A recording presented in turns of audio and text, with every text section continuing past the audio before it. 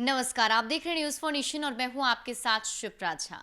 बिहार में इस बार आपदा की दोहरी मार है, जहां एक तरफ बिहार कोरोना वायरस महामारी से जूझ रहा है, वहीं दूसरी तरफ बाढ़ है और इन सब में बिहार का हाल जो है बेहाल कर दिया है। साथ ही साथ बिहार में विधानसभा के चुनाव भी होने वाले हैं। अब इन सभी संकटों के बीच चुनाव करवाना कितना चुनौतीपूर्ण होगा, ये तो चुनाव आयोग की तरफ से तैयारी की जा रही है, लेकिन इसी बीच बिहार में सियासत भी काफी ज्यादा गर्म है और बयानबाजी चल रही है। और बिहार में जो हालात ताजा हैं, बाढ़ से बिहार बेहाल है, कोरोना वायरस की महामारी है, चुनाव है, तो इन सभी चीजों पर बातचीत करने के लिए हमारे साथ अखिल राष्ट्रीय जनतंत्र पार्टी की प्रवक्ता रजनी श्रीवास्तव आज मौजूद हैं। उनसे इन पूरे मुद्दे पर बातचीत करेंगे। सबसे पहले तो बहुत बहुत स्वागत है मैम आपका। थैंक यू वेरी मच, आप लोग ने यहाँ बुलाया उसके लिए। चलिए, यहाँ बिहार में अभी फिलहाल ऐसी हालात बने हुए हैं कि चुनाव कराना संभव नहीं है, लेकिन फिर भी चुनाव की तैयारी तो चल ही रही है। आपके लिए चुनाव की रणनीति क्या कुछ है? मैं चुनाव की रणनीति पे मैं 1 मिनट बाद कुछ कहना चाहूँगी। मैं उससे पहले मैं बिहार की जनता से मैं सवाल करना चाहती हूँ कि आपने पिछले 15 साल से, उसमें हम भी शामिल थे, हमने एक ऐसी सरकार को चुना है जिनको हमारी चिंता नहीं है। तो क्या उनको फिर से चुनना चाहिए? आप इस पे ज़रूर आप इस पे ज़रूर विचार कीजिएगा। और जहाँ तक बात है हमारी रणनीति की, तो मैं तो चाहूँगी कि अब चुनाव आयोग को भी हमारी पार्टी लिखित ये देगी कि अभी चुनाव टलना चाहिए। हमारा मुद्दा सत्ता हासिल करना नहीं है, हमारा मुद्दा पहले है कि हमारे लोग बचे, हमारे बिहार वासियों बचे। अभी आप देख सकते कोरोना 3rd फेज में, आप एनएमसीएच का केस देखे होंगे। एनएमसीएच का अधीक्षक केंद्र सरकार को जब बताता है कि हमारे यहाँ 467 बेड पे मात्र 167 सिलेंडर हैं ऑक्सीजन के, और इस कंप्लेन पे उसको हटा दिया जाता है। आप बहुत सारे अस्पताल में देख सकते हैं, आप एम्स अस्पताल में, हमारे यहाँ डॉक्टर के पास सैनिटाइज़र नहीं है, मास्क नहीं है, पीपीई किट तो बहुत दूर की बात है। सत्ता का नशा हमारे एनडीए डबल इंजन की सरकार भी इस तरह से है कि अपने 70 उनके नेता कोरोना पॉजिटिव है, उनको खुद मौत के मुंह में धकेल दिए। क्या मुझे कोई जवाब देगा कि इसका जगह आरोग्य सेतु के पास है कि वो 70 बीजेपी के नेता किन किन को कोरोना बांट के आए होंगे? अभी आप देख सकते हैं हमारे दरभंगा के एमएलसी साहब मर गए। बड़ा दुखद है, एक छोटा सा बच्चा अपने नाना के बेड को, स्ट्रेचर को खींचते हुए, धक्का देते हुए ले जाता है। मैं पूरे देशवासियों की तरफ से, बिहार की तरफ से, मैं देश के बड़े साहब अपने पीएम जी से भी सवाल पूछना चाहूँगी कि अब आपको कैसा आत्मनिर्भर भारत चाहिए? तो हमारी तो कोशिश रहेगी कि चुनाव जहाँ तक हो टले, क्योंकि हमारा सबसे पहली प्रायोरिटी है हमारी जनता। वो सुरक्षित रहे, हम सुरक्षित रहें, आप सुरक्षित रहें, तभी तो राज करेंगे। लोग रहेंगे ही नहीं जीवित तो किस पे आप राज कीजिएगा? और एक और सवाल है कि 15 साल आपने राज किया, आप बहुत अच्छा काम किए हो, तो फिर आपको हड़बड़ी किस बात की है? चुनाव की आपको हड़बड़ी किस बात की है? आप क्यों चाहते हो कि इस मौके पे चुनाव हो ताकि बहुत सारे लोग उसमें हिस्सा नहीं ले सके, वोटर डर के मारे? बहुत सारे हैं जो बुजुर्ग लोग हैं, बार बार आयुष मंत्रालय कह रहा है कि 60+ लोगों को आप ख्याल रखें, तो उनको तो मैं खुद अपने पेरेंट्स को मैं घर से नहीं निकलने दूंगी। तो आप क्यों चाहते हैं कि लोग हिस्सा न ले? आपको डर है कि आपने जो अव्यवस्था फैलाई है। हाँ, पिछले साल बाढ़ में हमारे यहाँ 333 लोग मर गए, नाले में एक आदमी डूब के मर गया।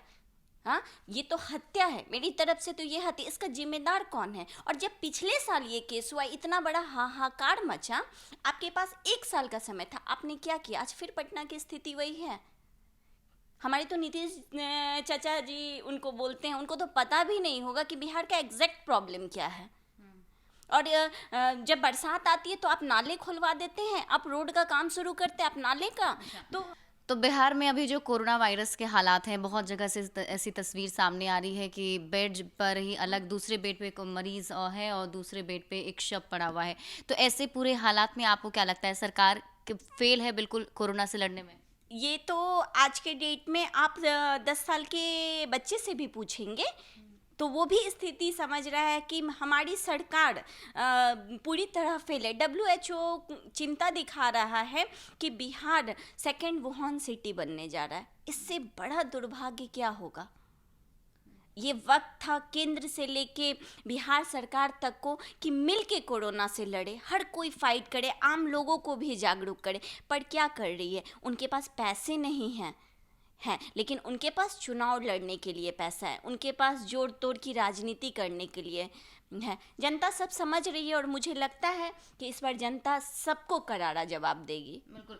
लेकिन अब बिहार में ऑलरेडी बहुत सारी ऐसी स्टैब्लिश्ड पार्टी, जैसे नीतीश कुमार हो गए, तेजस्वी यादव हो गए। ये सवाल मैंने बहुत सारे लोगों से पूछा, क्योंकि बहुत सारी ऐसी नई नई पार्टियां जो है वो सामने आ रही हैं।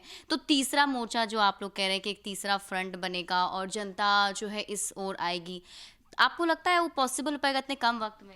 क्यों नहीं पॉसिबल हो पाएगा, जब हमारे लगातार चुने हुए हमारे एमएलए, अब हमारे एरिया का कोई प्रॉब्लम है, मैं जनता से पूछना चाहती हूँ, वो मोदी जी आके ठीक नहीं करेंगे ना।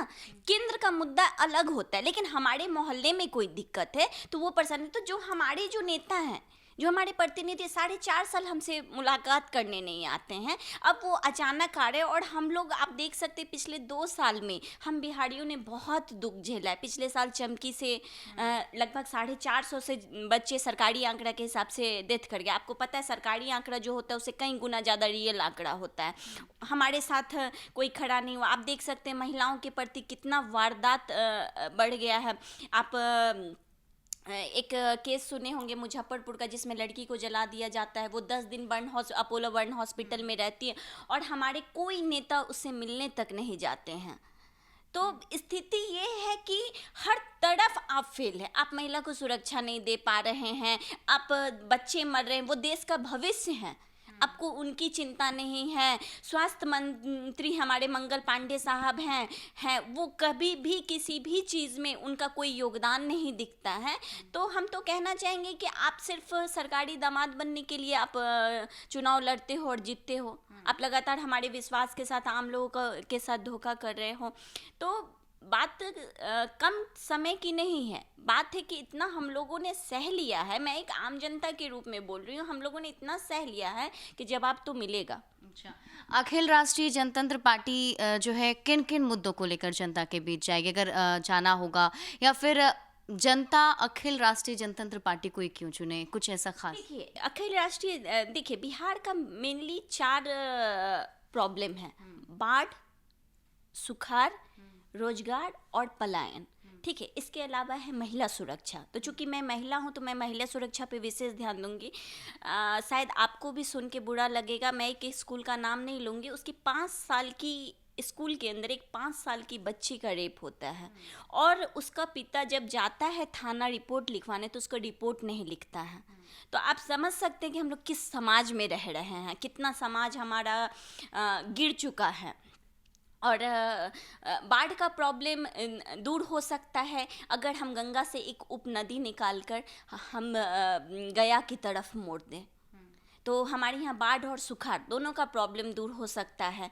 रोजगार के लिए क्या है कि हमारे, आपको पता है बहुत सारी कंपनी को हमारे यहाँ फैक्ट्री लगाना चाहती है लेकिन उनको एनओसी नहीं मिलता है, वो फाइनली थक हार के चली जाती हैं।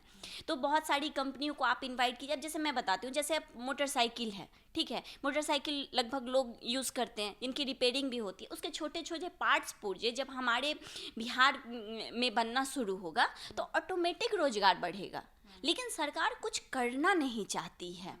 क्या लगता है आपको, ये बाढ़ की, जैसे आपने बताया कि बाढ़ की प्रॉब्लम सॉल्व हो सकती है, क्या लगता है आपको जानबूझकर सरकार इसको सॉल्व नहीं करती, या कि हर बार बंदर बाट हो, हर बार जो फंड निकले तो आपस में बांट? बिल्कुल, आप देखिए जल नल योजना का क्या हुआ, आप देखिए पीएम आवास योजना का क्या हुआ। पीएम का जो शौचालय का था उसमें एक गांव का तो ऐसा रिपोर्ट आया कि जहां 900 घर है और वहां 2000 शौचालय बन गए। तो बड़ा देश का दुर्भाग्य है कि पता नहीं, समझ में नहीं आता है ये नेता सत्ता पे क्यों आते हैं। एक तो देश की जनता को मैं कहना चाहूँगी, बिहार की जनता, युवाओं को मौका दीजिए। आप एक 60+ लोगों को मौका देते हैं, वो हम पे ध्यान नहीं देते हैं, तो कभी तो आप बदलिएगा ना। आप नहीं बदलिएगा, मैं सीधा से कहना चाहती हूँ, अगर मुझे अपनी चिंता नहीं होगी तो मेरी चिंता कोई नहीं करेगी। तो मैं बिहार वासियों को भी कहना चाहती हूँ कि आप अपनी चिंता स्वयं कीजिए। आप क्या चाहते हैं, आप अपने बच्चों को डॉक्टर इंजीनियरिंग की पढ़ाई के लिए कोटा भेजिए, राजस्थान भेजिए, दिल्ली भेजिए, फिर उसके बाद नौकरी के लिए बाहर भेजिए। हाँ, अच्छा इलाज कराना है तो आप दिल्ली जाइए, बैंगलोर जाइए, कलकत्ता जाइए। ये तो फिर आप यहाँ सरकार किस लिए चुनते हैं?